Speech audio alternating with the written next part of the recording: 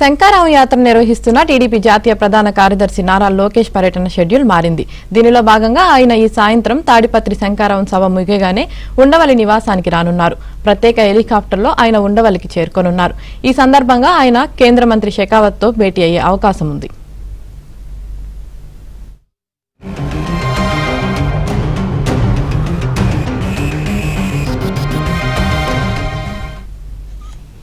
బీజేపీతో పొత్తు అనంతరం ఉమ్మడిగా చిలకలూరిపేటలో ఈ నెల 17వ తేదీన భారీ బహిరంగ సభ ఏర్పాటు చేశారు.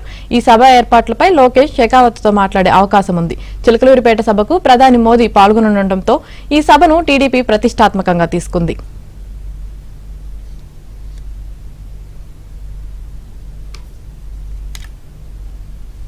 ఇదే విషయానికి సంబంధించి మరిన్ని వివరాలు మా ప్రతినిధి రామారావు అందిస్తారు. రామారావు.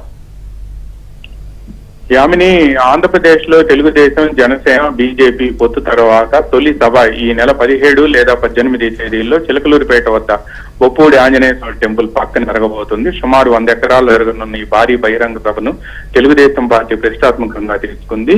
ఈ నేపథ్యంలోనే టీడీపీ జాతీయ ప్రధాన కార్యదర్శి నారా లోకేష్ ఈ రోజు మధ్యాహ్నం అనంతపురం జిల్లా తాడిపత్రిలో శంకారావం సభ ముగించుకున్న తర్వాత నేరుగా ప్రత్యేక హెలికాప్టర్ లో ఉండవల్లి నివాసానికి రాబోతున్నారు. ఆయన సాయంత్రం 4 గంటల ప్రాంతంలో ఉండవల్లి నివాసానికి వచ్చిన వెంటనే అక్కడి నుంచి నేరుగా కేంద్ర జలవనరుల శాఖ మంత్రి గజేంద్ర సింగ్ షెకావత్ ను బీజేపీ జాతీయ ఉపాధ్యక్షుడు పండాని కలుసుకోబోతూ ఉన్నారు.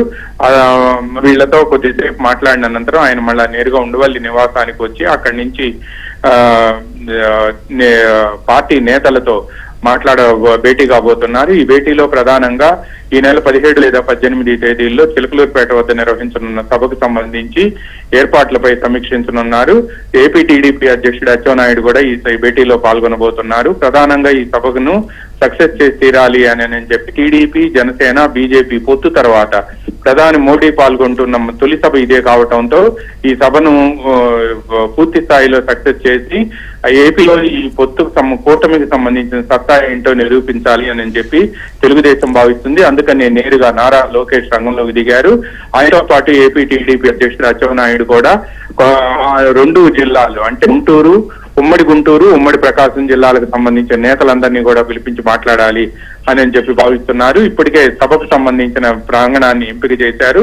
ఇక దీనికి సంబంధించి ఇప్పటికే ఏపీ టీడీపీ అధ్యక్షుడు అచ్చెన్నాయుడు సభకు ప్రజానీకం వచ్చేందుకు తమకు ఆర్టీసీ బస్సులు ఇవ్వాలని ఈపీఎస్ఆర్టీసీ ఎండీ ద్వారకా తిరుమలరావుకు లేఖ రాశారు.